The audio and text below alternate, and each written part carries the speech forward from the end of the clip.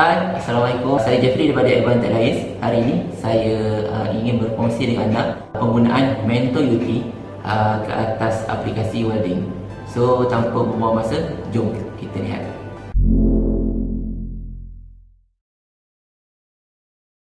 Okey, kita akan mulakan sesi demonstrasi untuk weld inspection menggunakan teknik Facery. Dan kali ini kita akan gunakan mesin yang dikenali sebagai Mentor UT daripada BK Hughes. Dan di dalam mesin ini terdapat beberapa apps yang berbeza-beza berdasarkan aplikasi inspection yang berbeza. Dan kita akan pilih weld 3.3 dan saya akan aktifkan apps ini dan kita akan launch.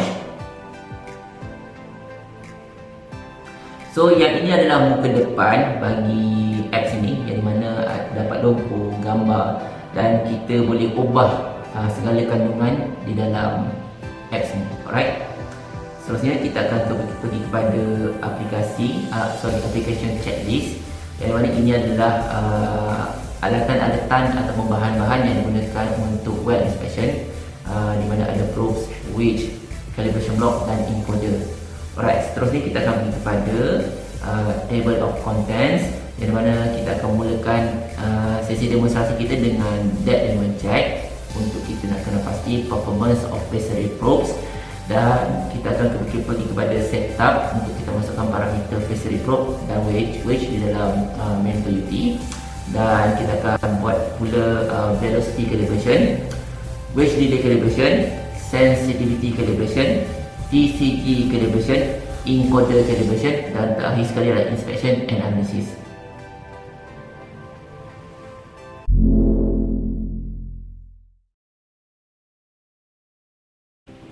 Okey, kita akan mulakan step yang pertama adalah untuk kenal pasti performance Facery probe, yang dimana probe yang kita guna pakai sekarang ni adalah probe Facery berjumlah 16 elemen. Frekuensinya adalah 4 MHz dan size of pitch adalah 0.5 mm.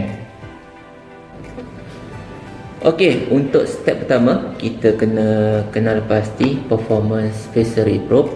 Dan sekarang ni kita gunakan Facery probe 16 elemen. Dan sekarang ni saya dah pisahkan Facery probe dengan wedge, dan kita kena kenal pasti probe dengan wedge ni dalam keadaan baik dan juga bersih. Dan saya akan letakkan coupler pada wedge.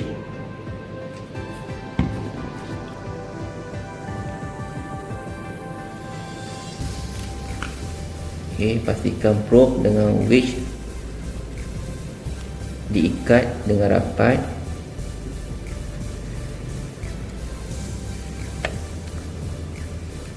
Okey, sekarang kita akan dapati pada image pada B-scan terdapat image setiap elemen mewakili pada probe yang kita guna pakai sekarang ni, dan semua elemen dalam keadaan aktif dan dalam keadaan baik, dan semuanya berada pada 80% full screen height.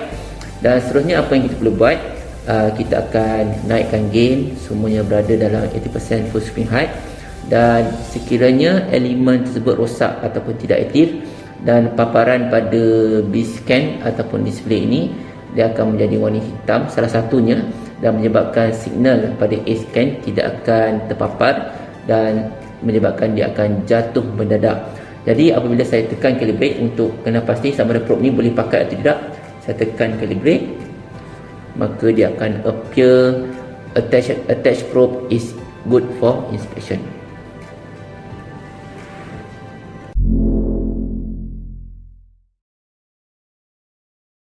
Okey, selepas kita dah tentukan performance Facery probe dan kita dah tahu Facery probe ni boleh digunakan untuk kerja-kerja inspection, dan sekarang ni kita pergi pada setup yang seterusnya untuk kita nak masukkan parameter probe dan juga wedge. Jadi apa yang kita perlu buat, kita akan tekan pada touchscreen dan kita akan pilih kepada option probe. Jadi kita akan pastikan probe yang kita guna pakai adalah 16 elemen, pitch 0.5 mm, dan segala-galanya kita akan masuk berdasarkan parameter Facery.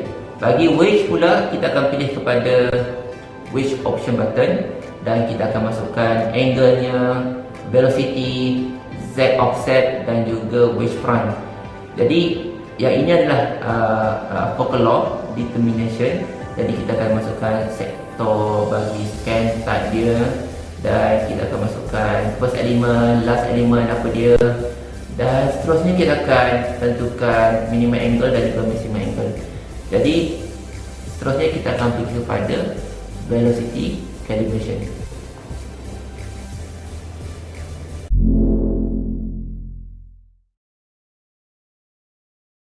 Okey, seterusnya kita akan tentukan velocity material yang kita akan test. Dan sekarang ni saya akan gunakan calibration block, iaitu dikenal sebagai V1 Type 2, diperbuat daripada carbon steel, yang mana di sini ada dua radius yang berbeza. Yang mana radius yang pertama adalah 50mm dan radius yang kedua adalah 100mm. Jadi sekarang ni kita akan lihat pada skrin, yang mana yang step yang kedua adalah velocity calibration.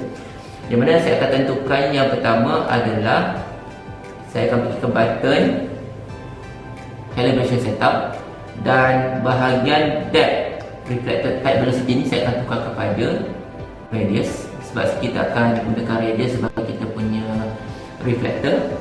Dan reference yang pertama kita akan ubah kepada 50mm, dan reference yang kedua adalah 100mm. Okay. Jadi apa yang saya perlu buat sekarang ni, jadi saya akan letak coupler pada V1 block, dan saya akan letakkan probe pada V1 block, dan kita akan dapati pada image scan terdapat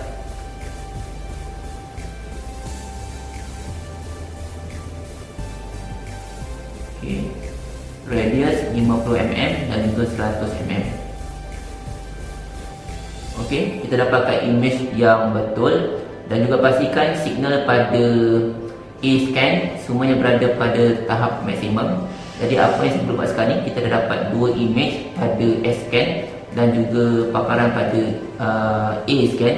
Jadi apa yang saya perlu buat, saya hanya tekan calibrate, dan arahan seterusnya saya akan maintain pada probe yang pada kedudukan yang sama. Jadi saya tekan calibrate sekali lagi, dan maka calibration bagi velocity adalah 3238, dan menunjukkan velocity yang kita calibrate adalah betul.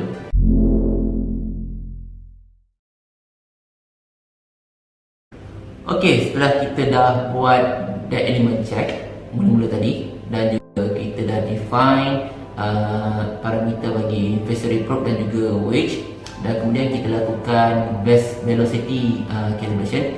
Dan kali ini saya akan tunjukkan pula bagaimana kita nak buat wedge delay calibration.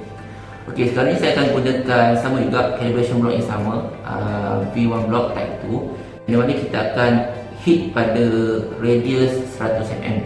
Jadi apa yang kita perlu buat sekarang ni, saya akan pergi kepada S-scan,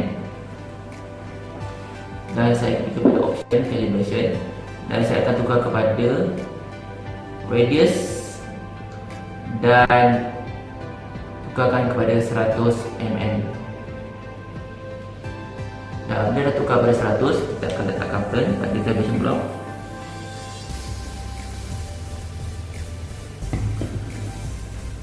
Tekan probe, kita akan dapatkan signal bagi 100mm. Dan apabila kita dapati sekarang ni, apabila signal berada pada 100mm, cuma sekali punya bacaan ni yang terdapat pada S-scan tidak konsisten.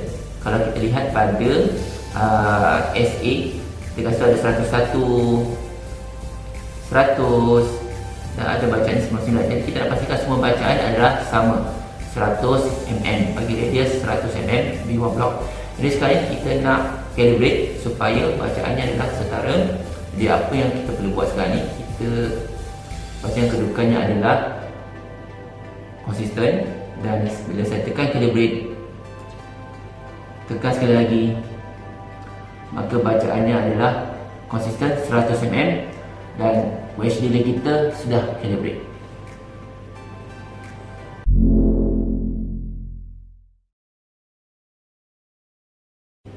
Okey, setelah selesai wedge delay calibration, dan kali ini saya nak tunjukkan kaedah untuk TCG calibration.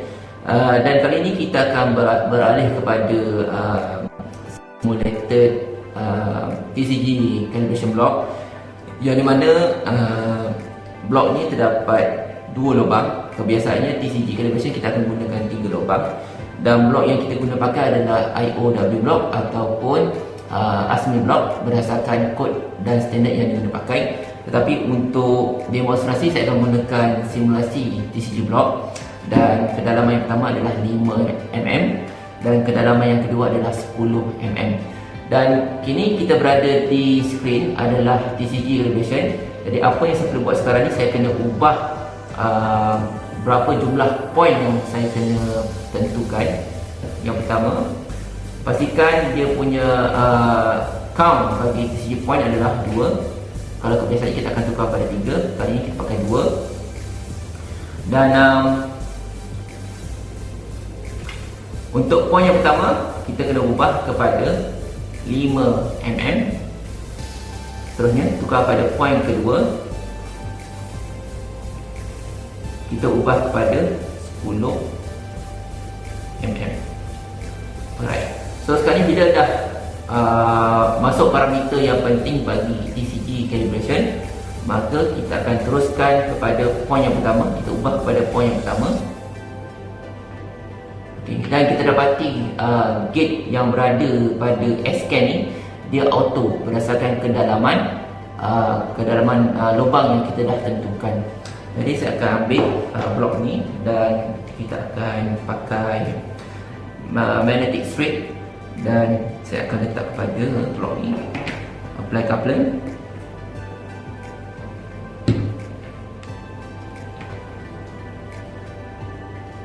Terus dapatkan lubang di kedalaman 5mm. Okey. Okey, jadi dah dapat bentuk lubang tersebut. Jadi saya akan tekan calibrate untuk kali pertama dan record TCG point. Jadi saya akan record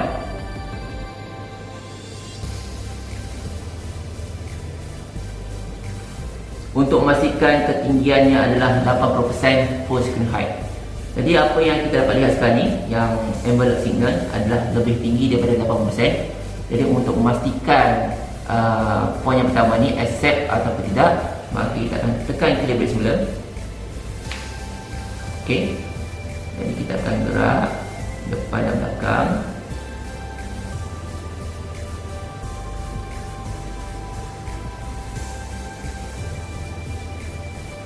Okey, kalau dapat lihat sekarang ni dia punya signal untuk envelope di bawah berada pada 80% full screen height. Jadi untuk confirmkan kita punya calibration diterima untuk TCG point yang pertama, maka saya akan tekan calibrate.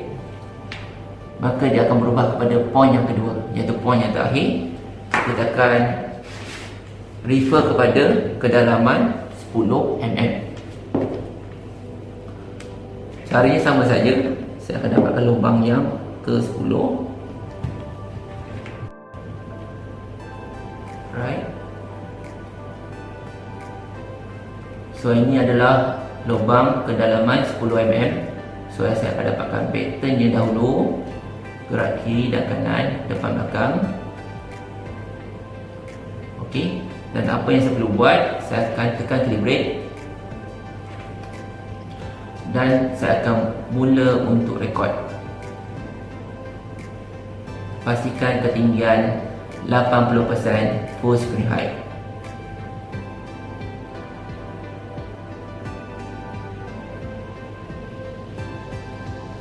So setelah kita dah puas hati dengan ketinggian signal, di mana ketinggiannya 80% full screen height, jadi apa yang perlu buat, saya tekan calibrate. Maka TCG calibration telah selesai.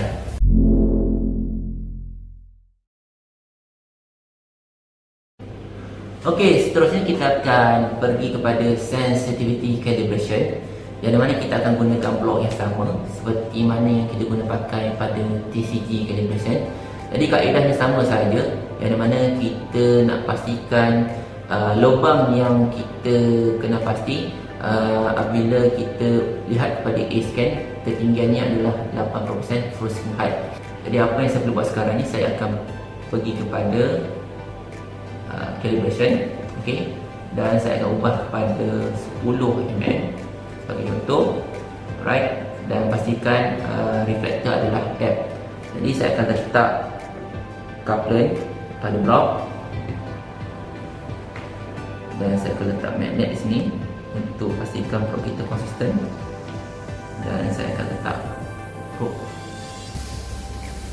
dan kita akan dapat signal yang mana kedalamannya adalah 10mm. Okay. Dan kita akan pastikan ketinggian pada 80% full screen height, okay, pada angle-angle yang berbeza. Jadi sekarang ni saya akan pastikan dapat hit signal pada 10mm. Jadi saya akan tekan calibrate, maka saya akan gerak kiri dan kanan untuk pastikan signalnya betul pada 80% full screen height.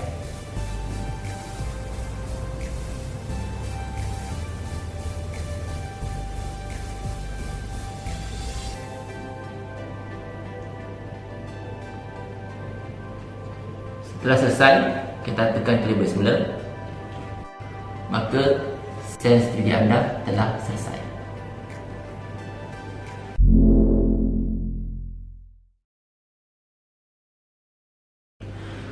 Okey, seterusnya saya akan tunjuk bagaimana kita melakukan calibration ke atas encoder. Dan pada kali ini saya akan gunakan basic wheel encoder yang banyak digunakan pakai pada welding. Dan saya dah pasangkan pada facery dan juga pada mesin meter UT. Dan kemudian saya akan refer kepada X. Jadi mula-mula saya akan tentukan distance, jarak daripada asal hinggalah akhir, iaitu jaraknya adalah 100mm. Biasanya kita akan buat 300mm, memandangkan kita punya jarak adalah limit. Jadi saya akan buat 100mm untuk demo pada kali ini. Saya akan clearkan dahulu untuk pastikan semua data dalam bentuk asal. Okay. Dan kemudian apabila saya nak mulakan calibrate encoder, jadi saya akan tekan calibrate, maka saya akan gerakkan encoder saya pada sehinggalah 100mm.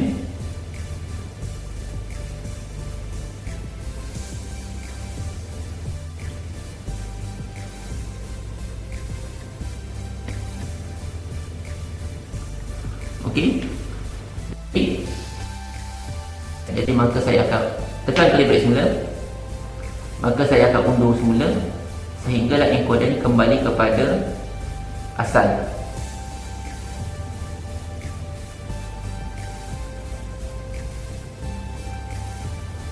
Sekiranya encoder ni dalam keadaan baik, maka mesin akan baca keluar signal hijau, tanda hijau menunjukkan encoder ni dalam keadaan baik. Sekiranya sebaliknya, maka dia akan keluar paparan warna merah. Jadi saya akan tekan calibrate. Jadi the scanner is now calibrated within the tolerance, so which means that encoder anda dalam keadaan yang baik.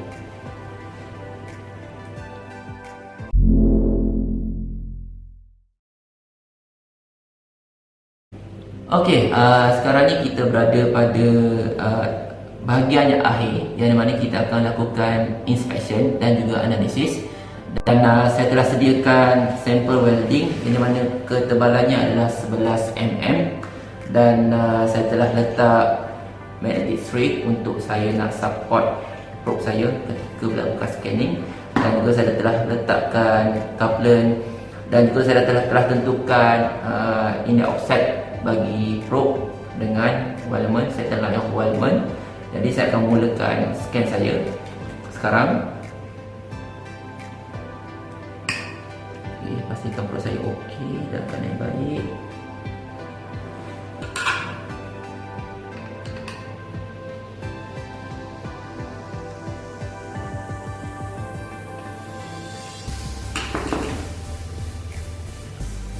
Setelah Okey, saya akan clearkan data dahulu.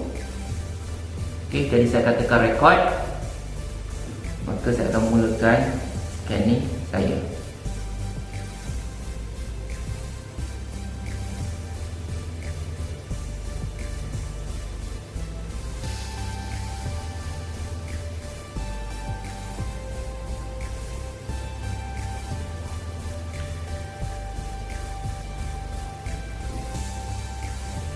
Setelah selesai, saya akan stop dan saya akan mulakan aktiviti analisis, yang mana pada C-scan di sini saya besarkan skrin. Yang garis putus-putus ni adalah merujuk kepada center line of the Wellman. Okay, saya lihat ni di center line of the Wellman, maka saya akan highlight.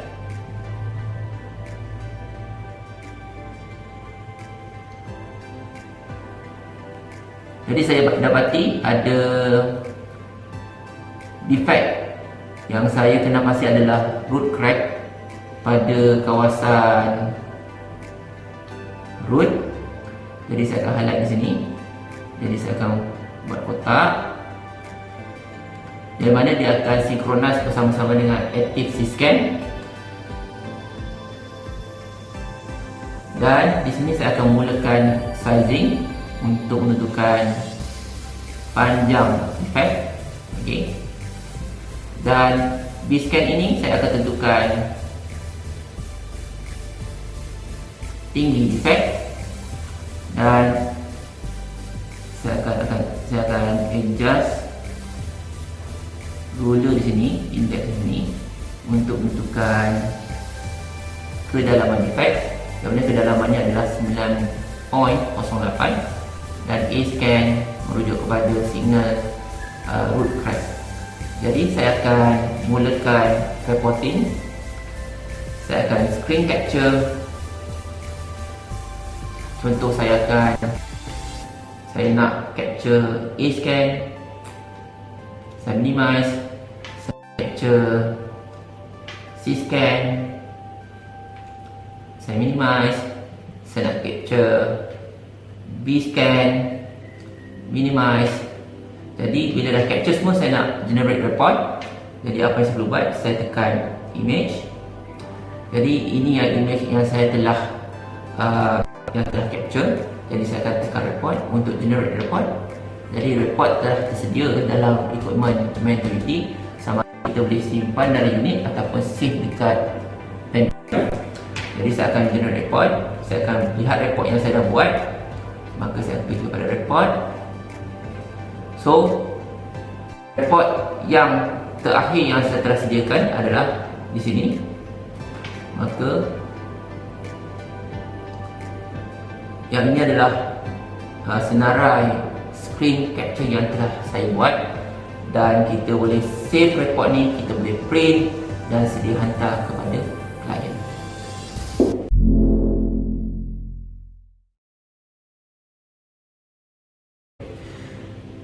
Terima kasih atas masa yang diberi, kesediaan untuk menonton video yang panjang tadi, bermula daripada pengenalan mesin Mentality daripada Beckett Hughes sehinggalah kepada inspection ke atas sampel kipalan. Dan saya berharap video ini memberi manfaat kepada anda, dan sekiranya anda mempunyai persoalan berkenaan mesin UT ini, jadi anda boleh terus layari website Advantage Alliance yang saya akan sertakan pada bahagian description. Dan juga sekiranya ada komen dan juga soalan, anda boleh lontarkan di ruang komen. Dan sekiranya anda perlukan saya untuk ke tempat anda boleh terus hubungi saya, yang saya akan tinggalkan nombor telefon di ruang yang disediakan. Dan jangan lupa untuk tinggalkan komen, like dan subscribe channel saya untuk saya terus berfungsi dengan anda untuk video-video yang terbaru. Terima kasih atas masa yang diberi. Assalamualaikum. Bye.